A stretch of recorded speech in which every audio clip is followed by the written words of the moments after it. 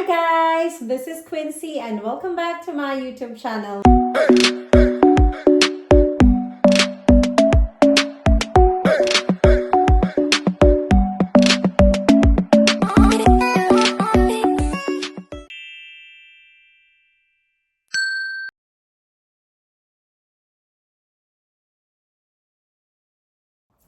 Hello guys! So, kita niyo naman ang aking outfitan, di ba? Naka-apron ako. It's because I'm going to prepare dinner for my family. It's currently 6:30 p.m. here. And magpa-prepare na ako ng dinner kasi yung husband ko is mag-out from work 8 o'clock. So, kailangan ko na magluto. Kasi baka gutumin na din yung kids.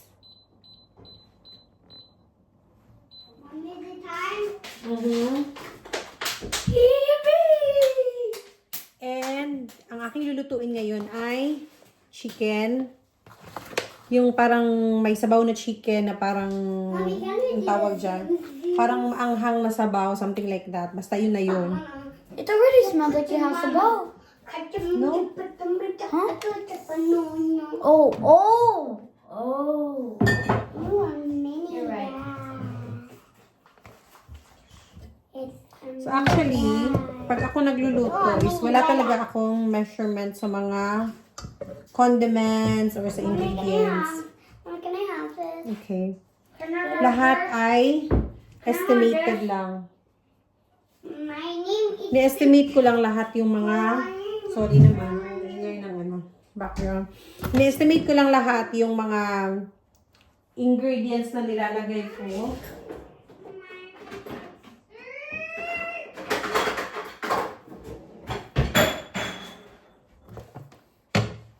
Kasi feeling ko for me, hindi mag-work sa akin yung magme-measure ako. Tsaka tinatamad ako mag-measure. So, puro estimated lang yung amount na nilalagay ko. And since yung husband ko ay nag-request ng chicken, na yung may sabaw daw na chicken. Kasi nakapagluto ako last time, nagustuhan niya. And gusto niyang ano. Ano yung parang siyang beef pares, pero chicken yung gamit. Parang ganun. Ganun yung bet niyang ulam today. Kaya, syempre, as mabait na may bahay, chares, kailangan nating i-grant yung request ng husband natin. Pinaghalo-halo ko na nga lang yung yung ang tawag dito. Onion, garlic, tsaka yung luya. Sabi ko, tamad nga ako talaga. Ito na siya. Ito ako magluluto. Ayan. Actually, isa sa pinaka-favorite part ko dito sa bahay namin ay ang kitchen. Kasi mahilig ako magluto. Pag hindi ako tinatamad, mahilig ako magluto talaga. Wait lang, ano ba naman to? Ayan. So, mahilig ako magluto and I really love to cook for my husband. Ever since na nag-asawa kami, lagi ko siyang pinagluluto. Kasi diba, there's a saying na a way to a man's heart is through his stomach. So, alam na natin yan. Kailangan tayo magluto ng masarap.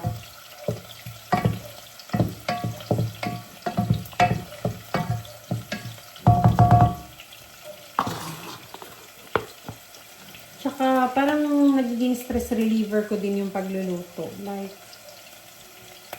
parang nare-relieve lang talaga yung stress ko. Parang masaya ako pag nagluluto ako.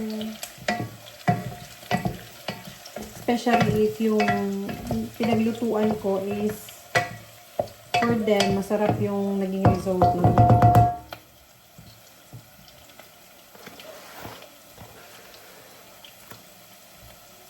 So, eto yung chicken.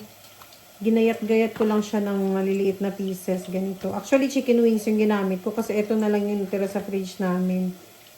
Kaya ito lang. Ayan, ginayat-gayat ko lang siya ng maliit para mas mabilis siyang maluto. And lalagay na natin siya dito. Naghugas naman ako ng kamay, ha. Galing ako, naligo ako. Tapos,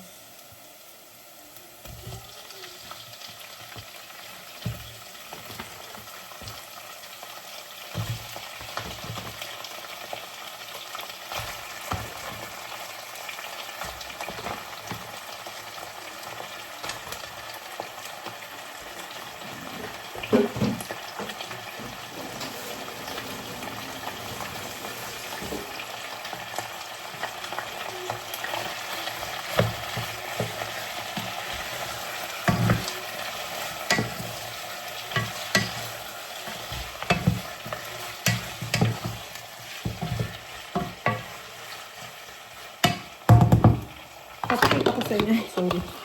Papakita ko sa inyo yung niluluto ko.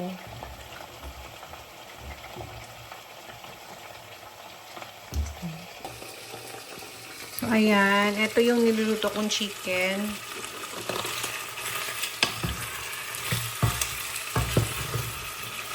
Papaano ko lang siya. Papa-brown ko lang siya ng konti. Para maluto-luto naman siya. Ayan.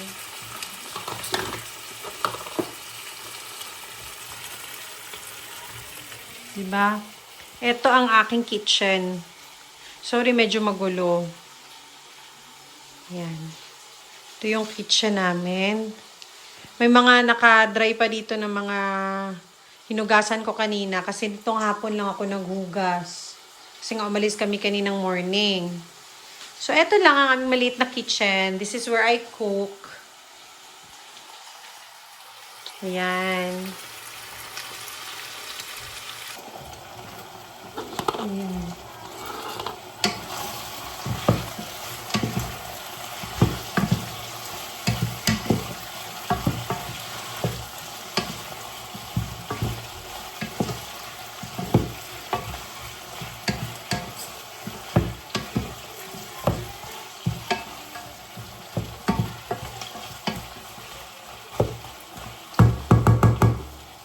Actually, kakatapos ko lang maligo. Niligo ko muna yung mga bata para ready for bed na sila after dinner. And baka watch na din kami ng movies mamaya pag katapos ng dinner. Kasi yun talaga yung routine namin. Family routine namin. After dinner, nasa bed na kami. Nagkukwentuhan, nagwo-watch ng movies, or kung ano-ano. Minsan naglalaro sa mga bata. Kasi yun lang, yun time talaga namin na complete kami, family. Dahil nga work kami dalawa ng husband ko during the day.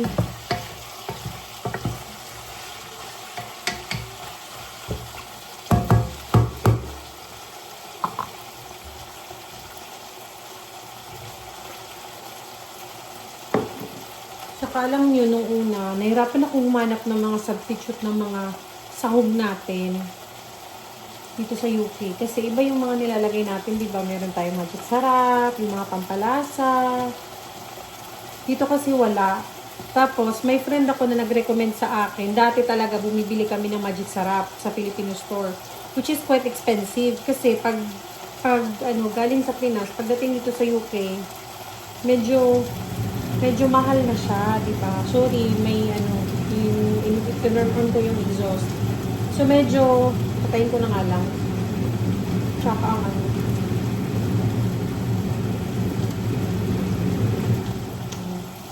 medyo mahal na talaga siya pag dito na sa UK. So,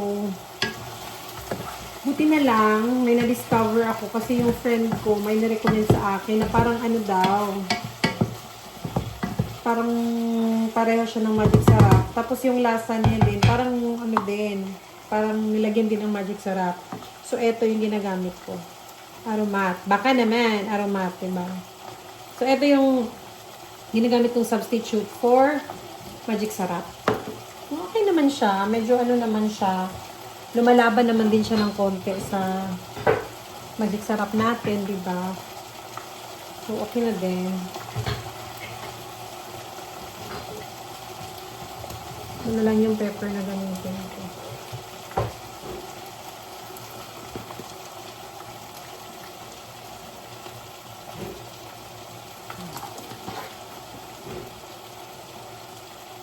Actually, ito yung pepper talaga namin. Kaso nga lang, katamad mag-grind ng pepper.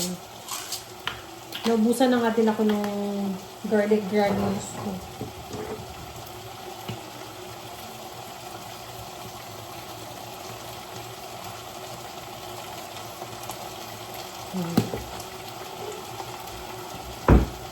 Tapos, imekos-mekos natin siya. Diba? Para manuot yung sarap, yung lasa niya manuot.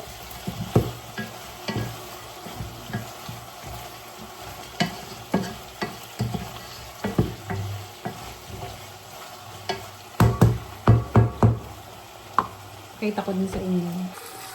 So, eto na siya. After a few minutes, medyo nag-turn na siya into golden brown yung ibang chicken. Tsaka nilagyan ko na siya ng pepper, ng aromat, tsaka ng kung anik-anik pang pampalasa.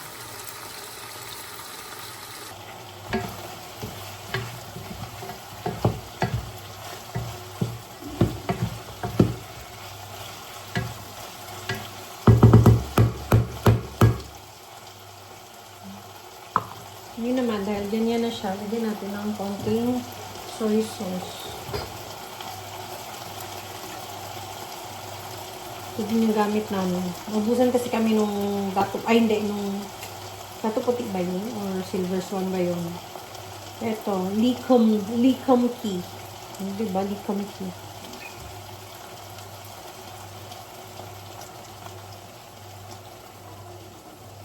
Kaso lang, itong soy sauce na to, may ano siya, parang may pagkatamis-tamis na taste siya. Kasi yung gaya ng ano natin na maalat talaga. Pero carry na din. Wala naman din tayong choice, diba? Ito, lalaban na tayo ng toyo na to.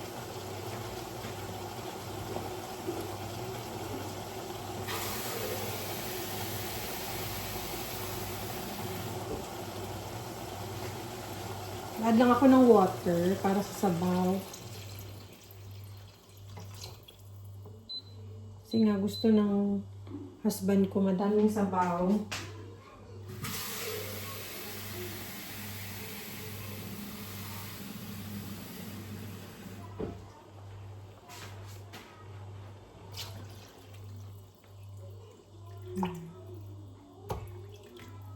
Papakuluan lang natin siya.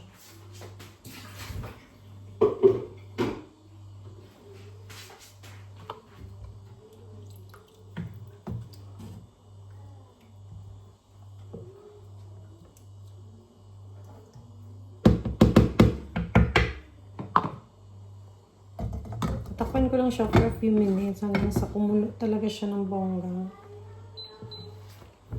Ayan. Tapos, pakulo na siya, guys.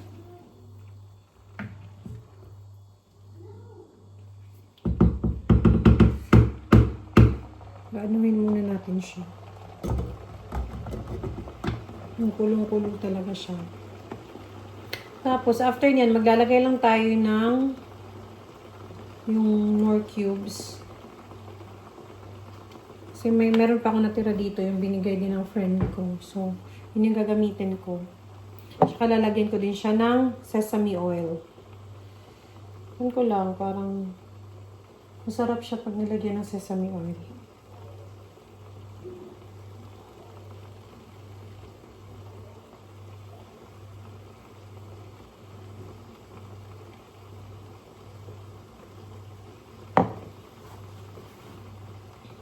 So, ito na yung magiging dinner namin. Pati sa mga kids. Kasi usually, yung gusto talaga ng mga bata ay sabaw. Hindi kaya chicken, ganun.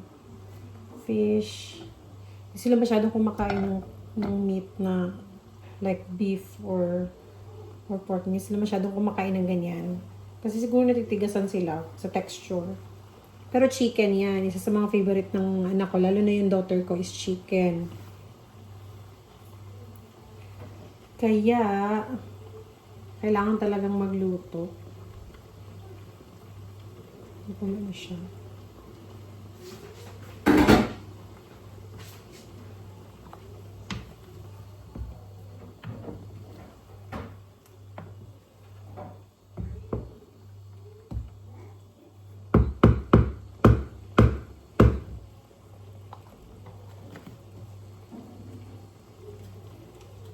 Dahil kulong-kulo na siya, lalagay na natin ang Knorr cubes.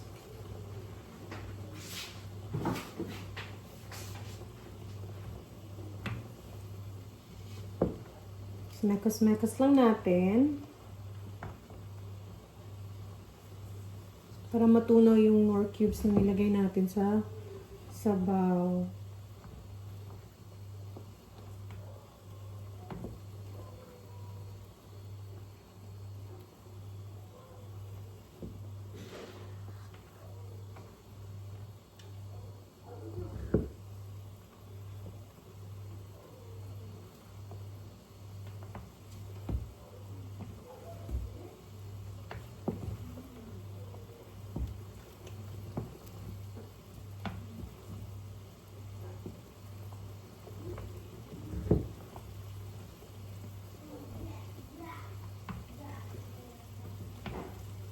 Ayan.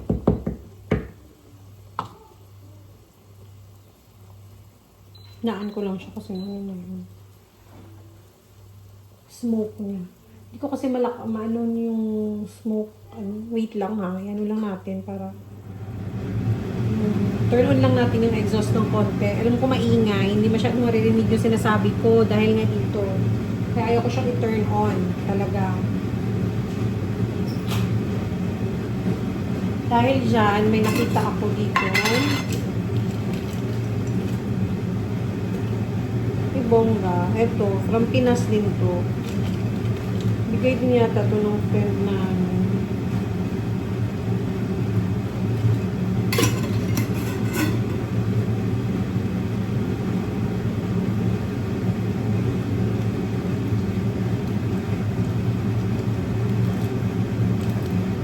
yung parang burnuts. Sarap.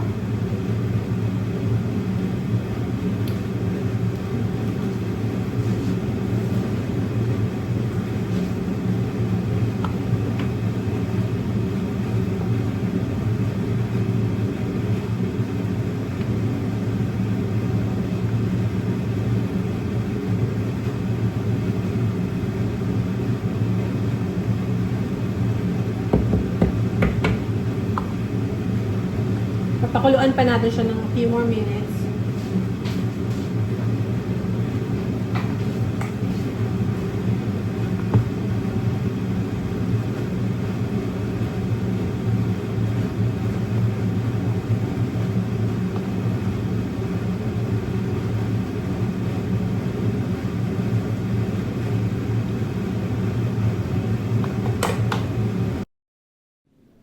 A few moments later. So, ayan na siya. Kumukulo na ang ating sabaw.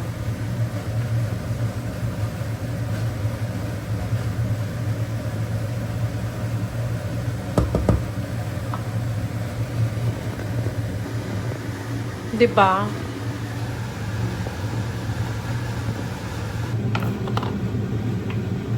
Malapit na siyang maluto, guys. Pwede siyang patayin ng ingay. Malapit na siyang maluto. Titikman ko na lang siya. Wait lang. Siguro mga ilang minutes pa. Tikman lang natin siya kung luto na din yung chicken.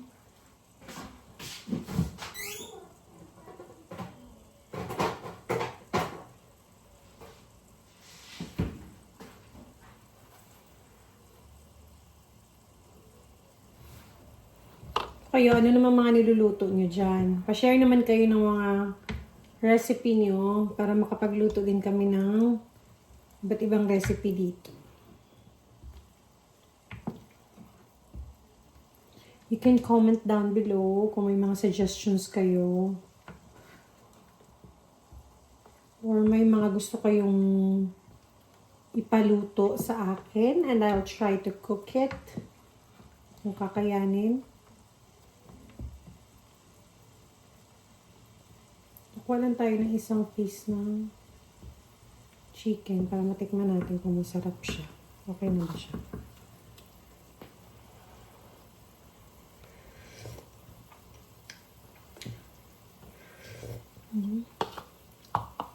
Actually, okay na yung sabaw niya. Ayan. See.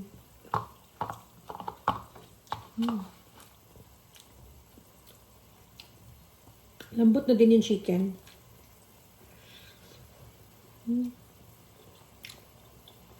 So, yan, luto na talaga siya kasi natatanggal na agad yung bones niya. So, sana ay ma-achieve natin yung cravings ng asawa ko. Kasi kung tama yung timpla na gusto niya. Hugasan ko muna ito. Baka sabihin nyo na ginamit ko sa bibig ko.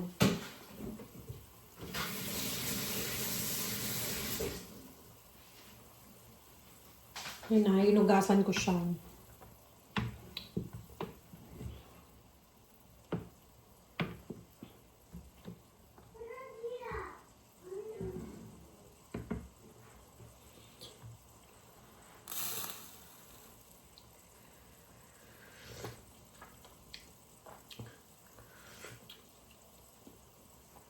Okay na to. Ayan na siya. So, ready na ang ating food for later.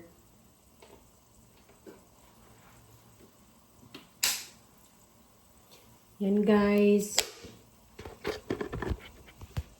So, tapos na tayo magluto ng ulam. I-check ko lang kung may enough rice ba kami. Feeling ko kukulangin yung rice namin. Kulang nga siya. So, kailangan ko rin magluto ng rice. Ayun lang yung rice namin. Kailangan ko din magluto ng rice para in case na mapadami ng kain ng rice, ready lang tayo, diba? So, that's it for today, guys. Magluto na ako ng rice and prepare na ng table para pagdating ni husband, ready na ang food. So, I hope you guys would like and click on subscribe para you'll stay updated with my upcoming videos and I'll keep you posted. Thank you very much for watching. Bye!